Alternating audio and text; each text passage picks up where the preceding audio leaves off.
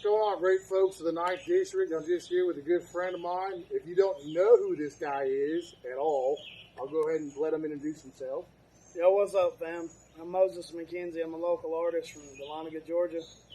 And, curious about some things that's going on right now, like the riots and everything, and the people that's losing their life, the innocent lives that are being shed.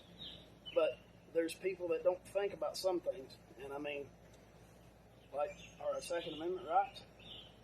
I'm glad that's a good point, man, because as you see, like a lot of these guys in these races all across the nation kind of refuse to touch sensitive topics like that. But for all of you that follow me know that if it's any topic, I'll definitely jump in on it. Right. So as far as like 2A goes, I want to say to the people of the 9th District, if you don't own firearms or you're interested in firearms and you have questions, please feel free to reach out to me.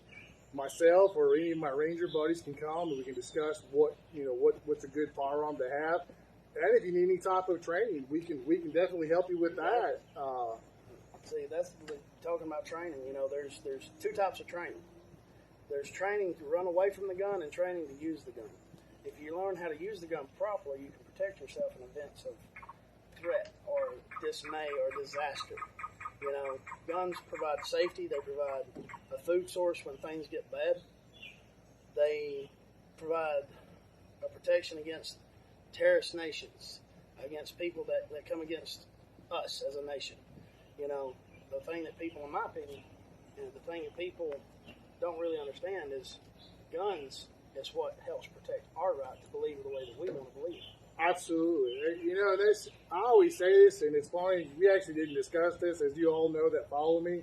Right. Everything is unscripted. We just kind of go at it. Right. So what he's saying is the same thing I always say. When it comes to the Bill of Rights and the U.S. Constitution, the Second Amendment would be the most important because the Second Amendment was what protects your rights with all the other amendments. Like if you take the Second Amendment away, the right to bear arms against a tyrannical government, then you'll lose your First Amendment. So, to me, the Second Amendment needs to be staunched. The constitutional carry in Georgia has been sitting on the shelf. Speaker Ralston won't pass it. The current seat holder of the 9th District really hasn't done anything for movement. If elected, it'll be one of the things that I will make sure to push through. We're starting. There's some other combat veterans that have won elections across the state of Georgia, and together we can form a coalition and actually get things passed. Also, with kind of what's going on in today's society with all the riots and the looting, I'm getting a lot of calls and questions about, well, if you were the rep right now, what would you do? So a few things that I would do is COVID's already taught us that governors have the rights to shut down travel within states or out of state. I would urge Governor Kemp about a week ago, he should have shut down all travel to Georgia. So if you had a out-of-state license plate, you would not have been able to come into the state of Georgia, and this would have shut off the choke. It would have choked out the supply lines of groups like Antifa and BLM, so they couldn't bring their fighters or their paid rioters into our cities. I would urge Governor Kemp to still kind of look at that. Also, people have asked me on the local level what I would have done.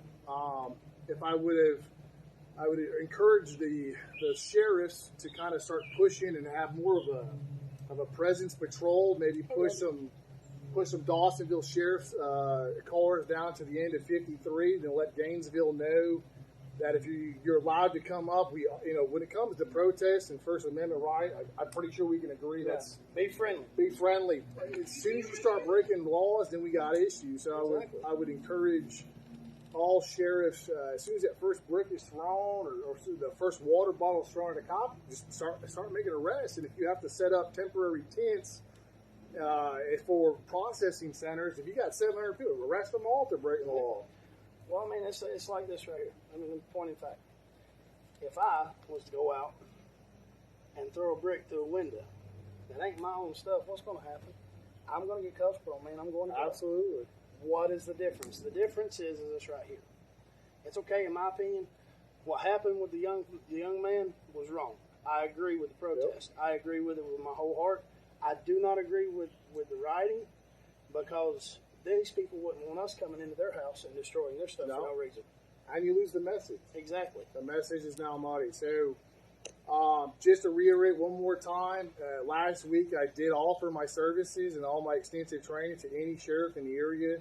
Also, I have a large group of ranger buddies that have also volunteered their services and training to any law enforcement. Again, I'd like to extend that invitation out.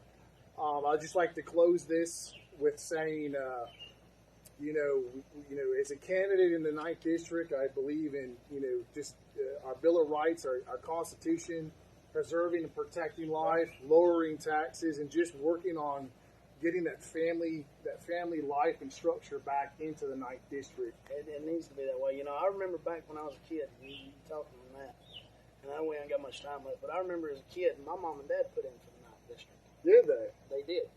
They come out, 9th District, come out and they approved everything. And they come out and they helped us because my mom and dad was on fixed income when I was growing up. Yeah. So me not going to school and stuff like that, I had to start work early at 13. It didn't hurt me, it built me. Yep. But I learned how to be humble and thankful for the things that we did have and not the things that I didn't have. And 9th District really stepped in. They redone the even my mom and dad's house, re-insulated the house, redone the wiring, come out and painted the house, pressure washed the house, fixed 2 or 3 pipes underneath it, and the people that come out were awesome. They were all volunteers, all people from neighboring counties, and they come out and they helped. Yeah. And that's one thing that I stand behind is it's time that the people started taking care of the community and standing together as a community for what's right instead of what we are told is right and is wrong. Absolutely. And it's my opinion, it's time. And the caveat to that, what I would also say is it's time for elected leaders to listen and actually represent the people. So I would say please look at Tolin2020.com. June 9th is coming up. We just asked one last push. Thank you and God bless. Got my vote.